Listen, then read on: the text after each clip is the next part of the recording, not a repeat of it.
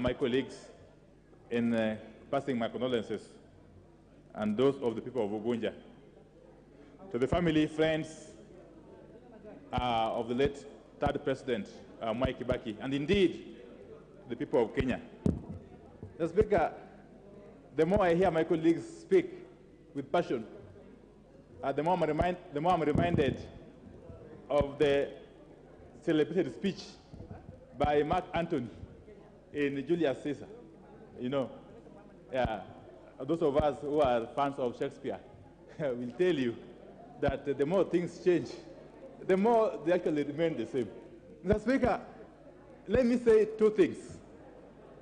That the Honorable President Mwai Kibaki was a man of his own class. And I can for sure remember him for two things, if only two things.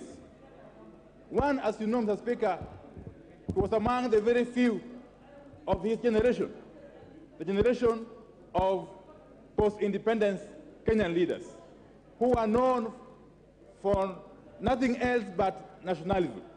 Mr. Speaker, Mwai Kibaki lived the spirit of nationalism till he died. Mwai Kibaki was known as a unifying figure. He was known as a person who was non-polarizing, a virtue that we really need in this country, Mr.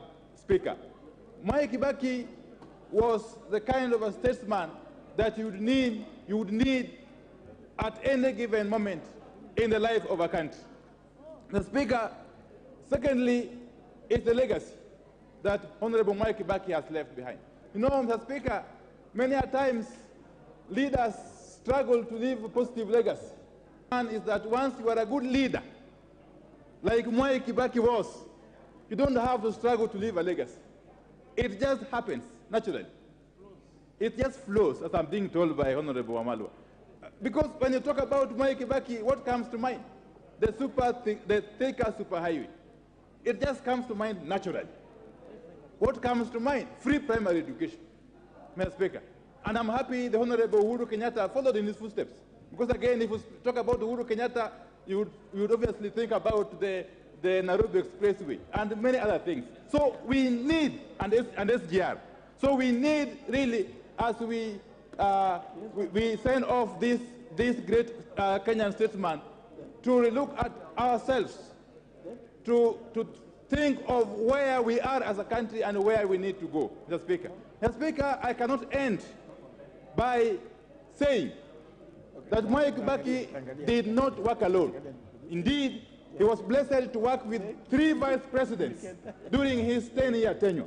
The Honorable late Michael Wamalwa Kijana, the Honorable Mudi Awori, and the Honorable Stephen Kalonzo Musyoka. Those were his able, loyal vice presidents. And indeed, he was lucky to have had loyal vice presidents. Not like these days when you have a deputy president who has become a leader of opposition. So it is very, very interesting, Mr. Speaker, as we send off the Honorable Mwai Kibaki, that we need to reflect upon ourselves as a country. That we need a situation that we find ourselves in currently, where a deputy president has become an opposition leader in his own government. That is something that never happened during Mwai Kibaki's tenure, Mr. Speaker. And therefore, with those very many words, Mr. Speaker, let me say I want to pray to Almighty God to continue blessing this country and to keep the soul of the president, the third president of this country, in eternal peace. Thank you. Honorable Wangwe. Thank you, Honorable Speaker. Honorable Speaker, on behalf of the great people of Navajo, that of my family and that of my behalf, Honorable Speaker, allow me to eulogize the great man, a man who leaves behind lessons, rather than a man whom we can talk about in terms of the past. Honorable Speaker, the man, His Excellency Emilio Mwai Kibaki, leaves behind a lesson, leaves behind, Honorable Speaker, that leadership is not just for you, it's for a person, leadership for you as a Kenyan, and leadership, Honorable Speaker, for you as a statesman. Honorable Speaker, Honorable Mwai Kibaki leaves behind a lesson in terms of leadership of economy par excellence. He handled the economy of this country right from the time he came from school. and joined KANU, that time, Honorable Speaker, to the time he left as the president. He all preached nothing but economy. Honorable Speaker, the lesson he leaves behind also to us is that he believes in a community, he believes in a person, not just one person himself, but also the entire community. Mwai Kibaki, for appointing the great man, the Vice President of Kenya, the Honorable Christopher Michael Wamalwa. With him, all Luhya nation rallied behind Honorable Mwai Kibaki. Honorable Speaker, I come from a very small community, the Abanyala in Western Kenya. He is the first president, Honorable Speaker, to appoint a Munyala minister, Dr. Newton Kulundu. We eulogize him as a great friend of ours, Honorable Speaker. Honorable Speaker, Honorable Mwai Kibaki leaves behind the 50 years he has been in politics, Honorable Speaker. That leaves us a lesson of patience, Honorable Speaker. Are we supposed to be in a hurry to be presidents tomorrow? The answer is no. Are we in a hurry to be leaders today and tomorrow? The answer is no. Patience pays. Let everyone, Honorable Speaker, remember Mwai Kibaki as a person who traveled a political journey. He was not in a rush to become the president, and he has led this country so well after 2 terms. We leave him with great honor, Honorable Speaker. Honorable Speaker, with all those lessons, what do I propose? Honorable Speaker, I propose that the great men on this world are remembered through infrastructure, through the roads, they are remembered through the buildings. And Honorable Speaker, I wish to challenge you yourself, Honorable Speaker, as the chairperson of Parliamentary Service Commission. That, Honorable Speaker, you are putting up a good building. And it's my prayer, Honorable Speaker, that the great member of Kikuyu can allow me to, Honorable Speaker, through this eulogy, I would wish to request you, as the chairperson, Parliamentary Service Commission. I did say that great men are remembered through infrastructure, such as roads and buildings. Today, Honorable Speaker, we are completing the tallest building ever in this compound, in Parliament. Is it indeed possible, Honorable Speaker, that through you, we can remember this great man of 50 years through this house, that this tallest building behind you can be named Honorable Mwai Kibaki in his memory? Thank you, Honorable Speaker. I submit. Honorable Kirengo Kubai. Thank you, Mr. Speaker, for giving this opportunity to pass my condolences to the greatly fallen leader. Mr. Speaker, let me take this opportunity to pass my condolences to the family of the late President, Honorable Mwai Kibaki, and also condolences from my own people, people from Mutembei Central, and I eulogize this great leader who has just left us, Mr. Speaker. Mr. Speaker, the late President Mwai Kibaki was not only a leader, a political leader, but he was also he was a CEO, or he was a manager, in that whatever he was doing, he did it and managed it quite well, Mr. Speaker. Mr. Speaker, we are not praising Honorable Mwai Kibaki only for his 10 years as a president, but since he started the leadership of this country, when he was a secretary for KANU, when he left Makerere, Mr. Speaker, he came in and started organizing this country from the word go, when we were grappling with the colonial masters, until the date he passed on, Mr. Speaker. He has been playing his cards very well, and he has not failed us in any way, Mr. Speaker. Mr. Speaker, I would say that this is the best president this country has ever earned, and I pray we get another one after him, because so far I would say he is the best president we have ever earned. And also, even his people of Odaya, they elected him for almost 40 years, or 80 terms, Mr. Speaker, because he was quite a manager.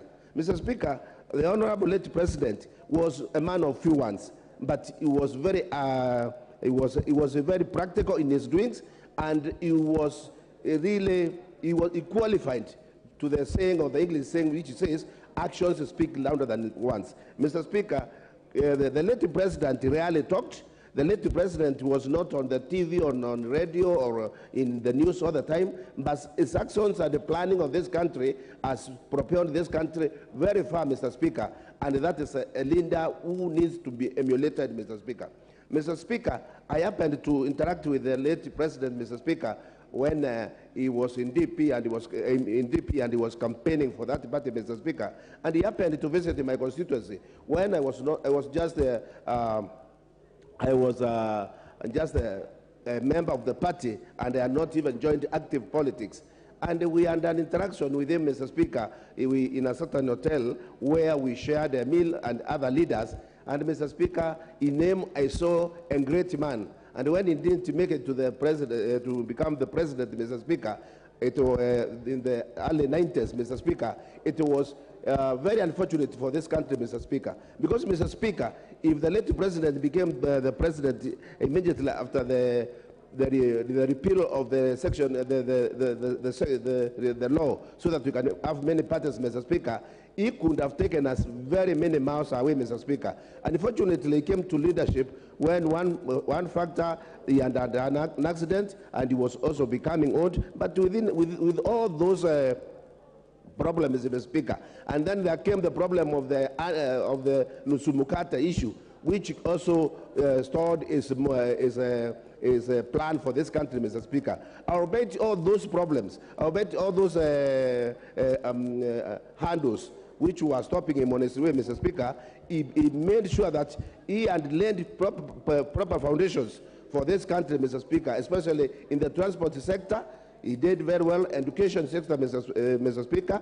He is the one who reduced the taxes for bondas so that the young people and those who are not employed could be able to buy the pikis or the motorcycle, Mr. Speaker. And as we talk now, that sector is the sector which is employing most of the youths in this country, because there's no any other opening in this country to employ our youths, Mr. Speaker. This great man has done a lot for this country, and I wish him, I wish his family and all those people who were there that they pray for him, and we pray for his soul, and may his soul rest in peace. Thank you, Mr. Speaker. Honorable Dindi Nyoro. Thank you very much, Mr. Speaker, for this opportunity. And I rise to send my condolences to the family of President Mwai Kibaki and also to the people of Kenya on my own behalf and the people of Kiharu. Mr. Speaker, we learn a lot from the life of President Mwai Kibaki. First, I want to thank the people of Odaya for entrusting a young person to the position of leadership in terms of their MP, Mr. Speaker.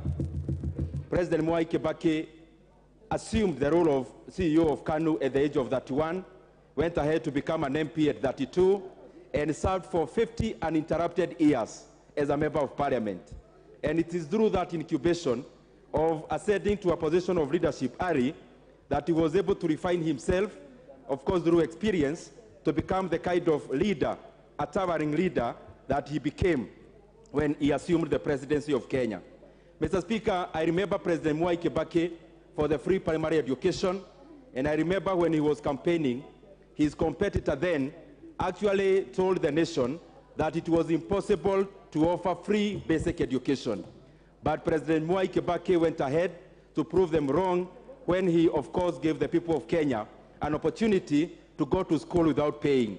Also, most of us, Mr. Speaker, went to universities and got places in various universities, courtesy of the policies of President Mwai Kibaki for opening up space in our private public universities, Mr. Speaker, which previously were held on bed capacity, and also opened up the economy to be able to absorb capital from private sector for establishment of private institutions. But Mr. Speaker, I also want to remember President Kibaki more in regards to the economy. Across all dimensions of the economy, President Mwai Kibaki's legacy, Mr. Speaker, is towering. He got an economy that had revenues of around 200 billion Kenya shillings. By the time he left after 10 years, he had uplifted that revenue by 500% to 1 trillion Kenya shillings. The current regime under President Uhuru Kenyatta has only managed to move that revenue from 1 trillion to around 1.6 trillion, which is hardly 60%. Work that Kibaki did in half a year has taken the current regime an entire 10 years to achieve.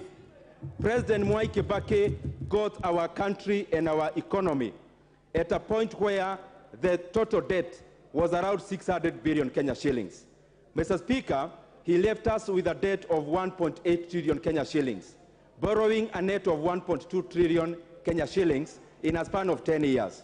But, Mr. Speaker, contrasting with this regime, that debt from 1.8, we have actually surpassed even the limits we have set in this House. If you add even the guarantees, now the total debt is going towards 12 trillion. Mr. Speaker, also, economically speaking, President Mwai Kibaki left our country when the poverty level was around 39%. Mr. Speaker, as we talk now, Kenyans who face multidimensional poverty are just around 63%. Two-thirds of Kenyans' households, Mr. Speaker, are living in one way or the other in poverty. And therefore, Mr. Speaker, the country that President Kibaki left that was booming has, of course, descended into poverty. On the other sector, Mr. Speaker, which is more visible, President Mwai Kibaki gave a very good environment for our private sector to thrive. Mr. Speaker, most of the banks and most of the companies in the private sector that we are very proud of as Kenyans, and categorically like Equity Bank, like Family Bank, like many other financial institutions around insurance, Mr. Speaker, they got their operating license during President Kibaki's time. All this, Mr. Speaker, he never managed, Mr. Speaker, to ask for any stakes from these companies. And Mr. Speaker, because I see almost my time is up, among the many qualities we can learn from President Mwai Kibaki is that it is important for leaders not to be conflicted when they are leading. President Mwai Kibaki never did business with government when he was president of Kenya. And I want to say, Mr. Speaker, that it is actually criminal for this regime to every time keep on comparing their performance with that of President Mwai Kibaki. It is an insult, Mr. Speaker, to his legacy. There is no comparison. We can only contrast. And lastly, the selflessness. President Mwai Kibaki never named any street on his name. Actually, when people approached him to name Thika Road Superhighway on his name, he... Member for your... Thank you. Thank you, Honorable Speaker, for giving me this chance. And on behalf of the people of Emuhaya, on behalf of my own self, on behalf of the teachers of Kenya, and on behalf of the workers of Kenya, let me take this opportunity to send my apt condolences to the family, friends, Kenyans, and even relatives of the late family of Mwai Kibaki. Honorable Mwai Kibaki, the third president of Kenya, was actually an epitome of change in this particular country. He came to power at a time when we had had the long rule of Mwai, but he came up with several changes which made the Kenyans to be proud of his rule. Honorable Speaker, this is the president who stopped the roadside declarations and policies which had been the normal norm of President Moi and which Kenyans were not very happy about. Honorable Speaker, Honorable Kibaki and President Kibaki reduced his when Moi was about to pass. Sometimes would spend the whole day. He reduced his motorcade and made it very easy and very ample, very simple for a presidential motorcade to pass on the Kenyan roads. Honorable Speaker, on internal and external borrowing, this was a remarkable president who made the loans to be very cheap, especially for workers and more so for teachers. For the first time, we saw banks, more so some banks which teachers could not go to, like the Barclays Bank and Standard Bank, come to staff rooms and hawk loans to teachers and workers of this country. We can never forget this. He made the loans to be cheap and to be available for the smallest man in the country. Honorable Speaker, President Kibaki went ahead to make sure that the teachers got better pay and worked under better conditions of working. There is remembered for the 17.9 billion which he gave the teachers of Kenya as what was called the harmonized salaries between the civil servants and the teachers of Kenya. And that's changed the life of teachers till today. Honorable Speaker, Honorable Kibaki and President Kibaki worked on the minimum wage for Kenyan workers, and is the one who raised it almost to the level that was wanted by the international standards and the ILO. And to date, it has been improved such that the minimum wage stands at what is required by the ILO. President Kibaki did not interfere with trade unions. It was very easy to negotiate as trade unions with the president and government. And at no time when we negotiated for teacher salaries did we even meet President Kibaki. We met ministers and other officers within the system, and the deal would be done. We would never meet the president himself. He believed in people. He believed in the people he gave office. Honorable Speaker, I cannot forget the fact that President Kibaki did a lot on infrastructure. In Emuhaya, for instance, he's the one who came up with the Stendikisa Humsalaba Road, which is now in bad condition and which we are asking the current government to make. He also came up with the road from Buyangu at Rodis Junction to Ekero, which is serving the people of Emuhaya, and we remember him for that. Honorable Speaker, President Kibaki professionalized the civil service and also professionalized the cabinet. For the first time, we heard that people were being told to text their CVs to the president to see where they can be placed in the ministries. This was powerful, and we loved it. There was meritocracy, and merit ruled the day. Today, we see people being appointed not because they are professionals, but because they are good friends of those who are in power. This we cannot hide from President Mwai Kibaki.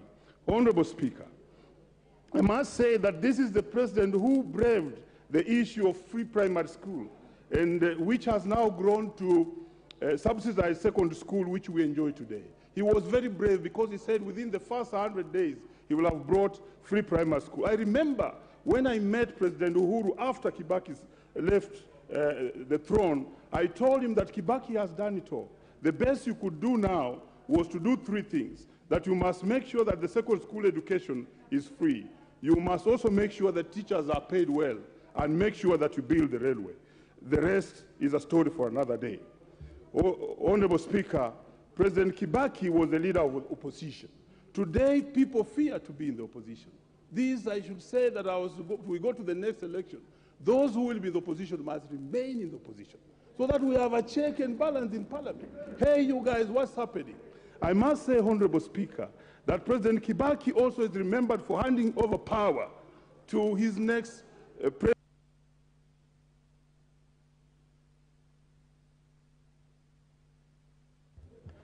Can I hear the member for Odaya? Honorable Vishuki Mugambi. Give the member for Odaya.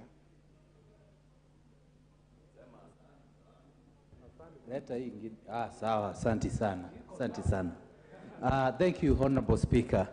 Honorable Speaker, allow me to pass my condolences to the family, to my great people of Odaya and Kenyans at large as they mourn this great statesman.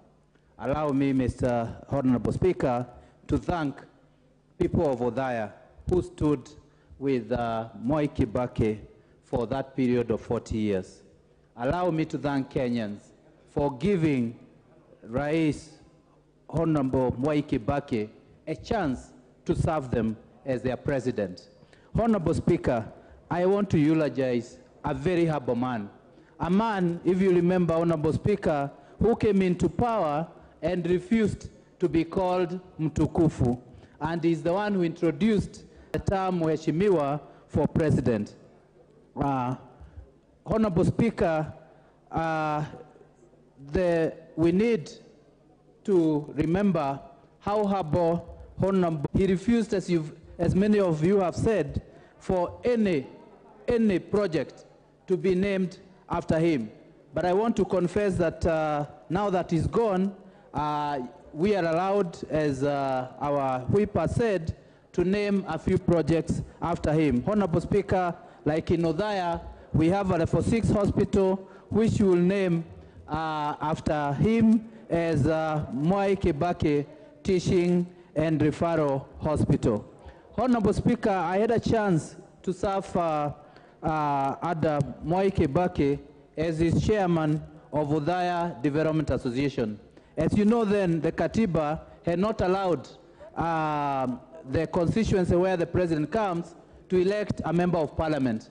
But he gave me a chance to serve on his behalf as an acting member of parliament in Odaya. And I want to say, Honorable Speaker, I was lucky he did recognize my service and gave me an MBS for the service I gave to their people. Honorable Speaker, we cannot forget where the president left this country in terms of economy, in terms of education, in terms of social and political status. We know that he's the man who enacted the 2010 Constitution, which is a document, Honorable Speaker, that will guide the democracy and the freedoms of Kenyans in this country for a long time to come. I remember the president for his vision. Honorable Speaker, Mheshimiwa Kibaki took over a country that was almost directionless. But he was able to come up with Vision 2030, which is a blueprint that again will guide the development of this country for up to the year 2030. Honorable Speaker, we cannot forget the many children who have had a chance to achieve their dreams because of the free primary education.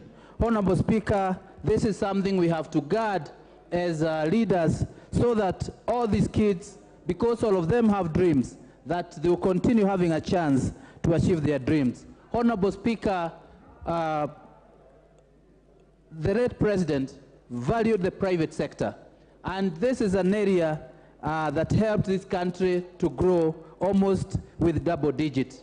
And if we all remember, the banking sector, the manufacturing sector, they all benefited from his policies of ensuring that he supports the best and he allows merit and competition to thrive in an economy. Honorable Speaker, we have to continue supporting and coming up with policies that are supportive to the private sector. Honorable Speaker, even the tax laws were very friendly during the President Kibaki's time, and we need to continue ensuring that we don't tax businesses out of business, but we have supportive tax policies that will ensure that the private sector continue to create more jobs and to help grow our economy. Honorable Speaker, may the good Lord bless the soul of our great statesman in eternal peace. Amen.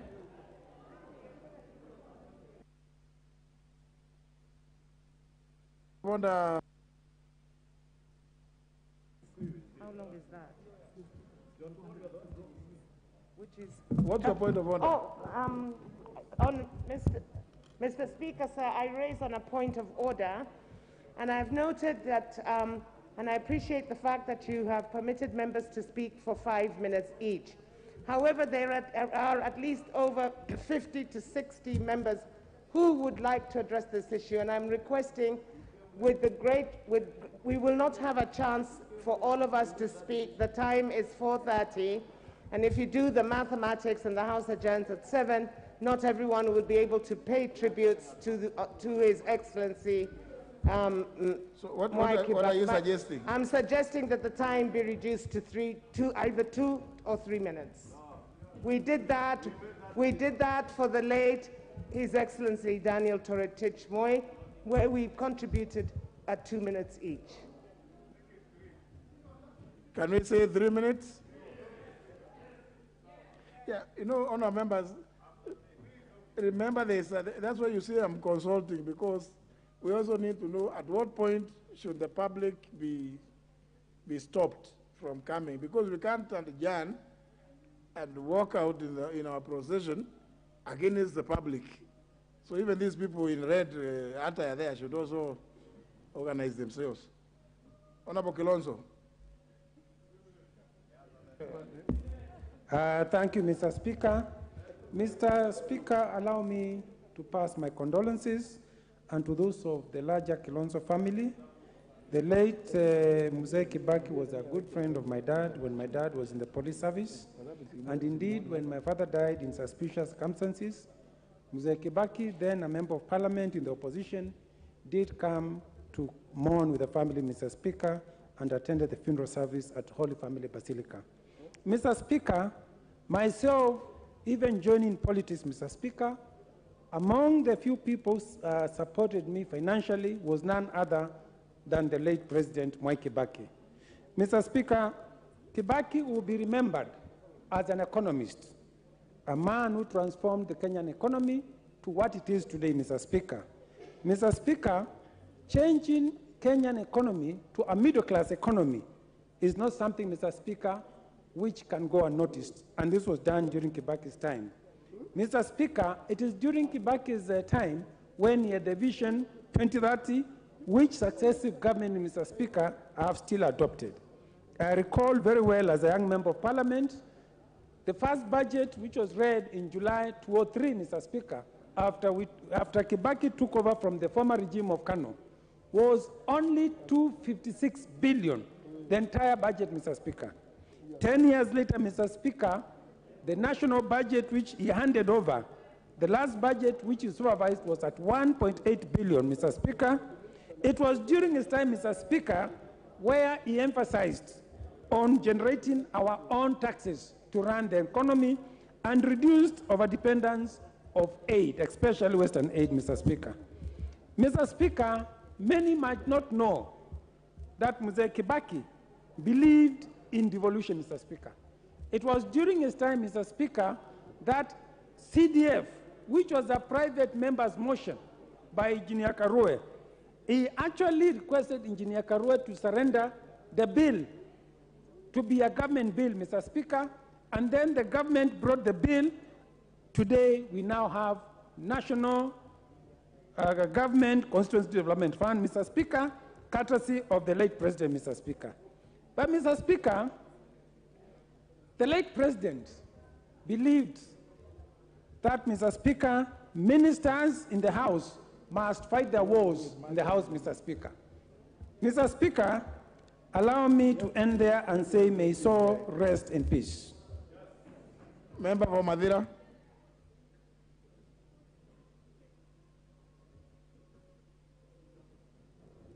Thank you, Mr. Speaker.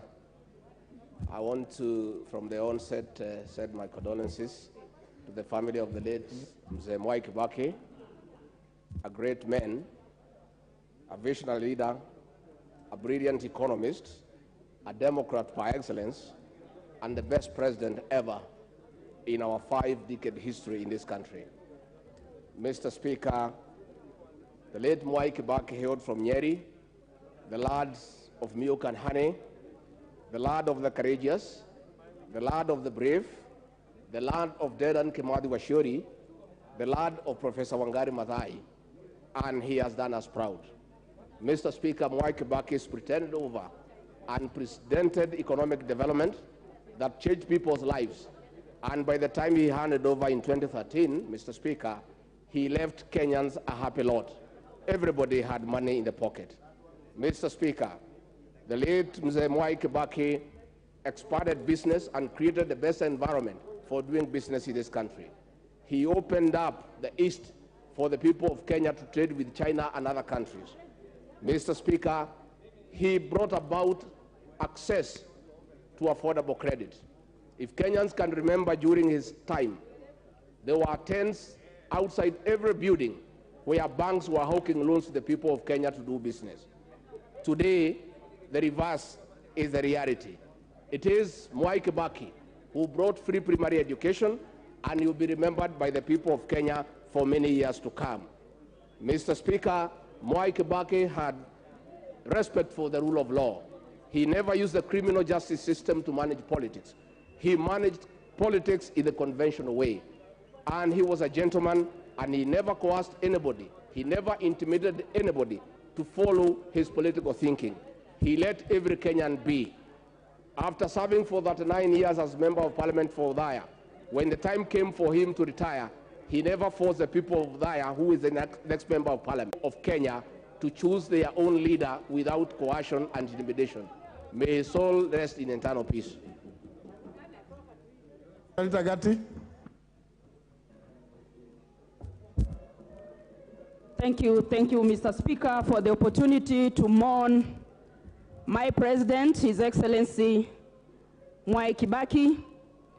Mr. Speaker, I will remember President Mwai Kibaki as the president of this country, Mr. Speaker, and I remember him specifically, Mr. Speaker, because the Jamhuri Day of 2011, Mr. Speaker, the president awarded me the Head of State Commendation Award, the HSC, Mr. Speaker. That is why I use HSC. That is an award, Mr. Speaker, that I received in 2011 from the president, recognizing the work I do in my community, Mr. Speaker. Mr. Speaker, sir, on behalf of the great people of Migori County, and on behalf of persons with disabilities that I represent, Mr. Speaker, in this House, I wish to send my condolences to the family and the people of Kenya. Mr. Speaker, persons with disabilities of Kenya are mourning the president, Mr. Speaker, who basically made their lives better in this country. Mr. Speaker, it is during Kibaki's time in 2003, Mr. Speaker, that the Persons with Disabilities Act was signed into law in this country, Mr. Speaker, and that has been a law that has made it easier for persons with disabilities of Kenya, Mr. Speaker, to actually have their lives and their rights recognized in this country. Mr. Speaker, it was during that time, and Mr. Speaker, going into 2008, when actually this country also, Mr. Speaker, as you may know, signed the UN Convention on the Rights of Persons with Disabilities, Mr. Speaker, making life easier for persons with disabilities. Mr. Speaker, I am a life member of